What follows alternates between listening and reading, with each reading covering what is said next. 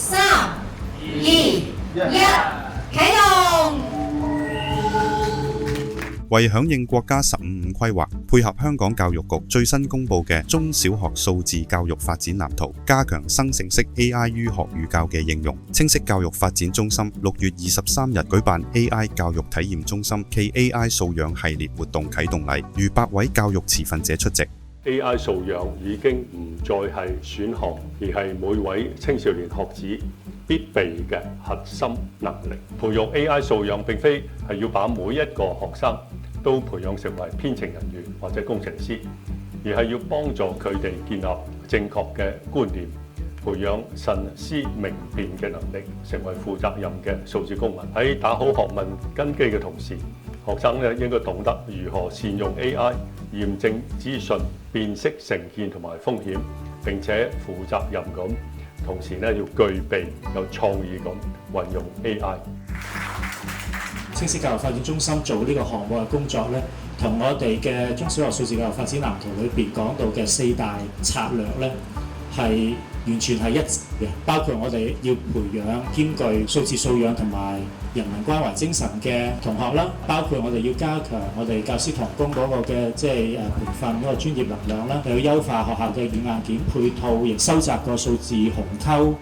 促進教育公平呢方面嘅工作啦。仲有我覺得係好緊要嘅就係推動跨界別嘅協作咧，大家都睇到咧，即係喺我哋呢個項目當中咧，全部都係達到呢啲目標嘅。多個教育專業團體、校長會、辦學團體同機構負責人出席啟動禮。我諗 AI 嘅發展咧，對我哋教育界嚟講咧，都係一個好重要嘅劃時代嘅一個轉變。好高興咧，見到青色教育機構咧有一個咁嘅 AI 平台啦，讓我哋同學咧都有一個嶄新嘅學習嘅模式。今日咧呢個活動係非常之有意義啦，因為咧我睇到青色教育發展中心咧係好緊貼咗我哋而家教育界嗰個需要同埋政府發展個方向，特別推出咗一啲同 AI 教學有關係嘅一啲方案。頭先我聽咧，我都係聽得津津有味。有率先試用過 AI 學習助手應用程式嘅學生，亦表示獲益良多。佢而家嘅生成式 AI 已經係可以做到除咗回答問題，佢而家可以自己會生成一啲工作字同埋簡報，更加好嘅應用到我哋嘅日常生活同埋學習之中。佢呢個係最大嘅改變同埋突破。覺得呢個平台其實都係一個好有趣嘅學習平台。呢個平台即係提供咗有關 AI 啲資料庫之類呢類嘢啦。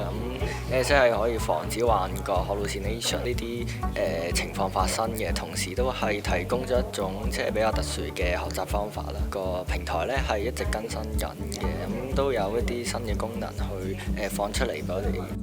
本次揭幕嘅青色 AI 教育體驗中心，為學界打造咗專業學與教實踐平台。全新 AI 素養系列活動，以全港中小學生為主要對象，透過講座、教師培訓、校際問答比賽、優秀學生選舉及研學交流等多元活動，將全方位提升學生嘅 AI 素養。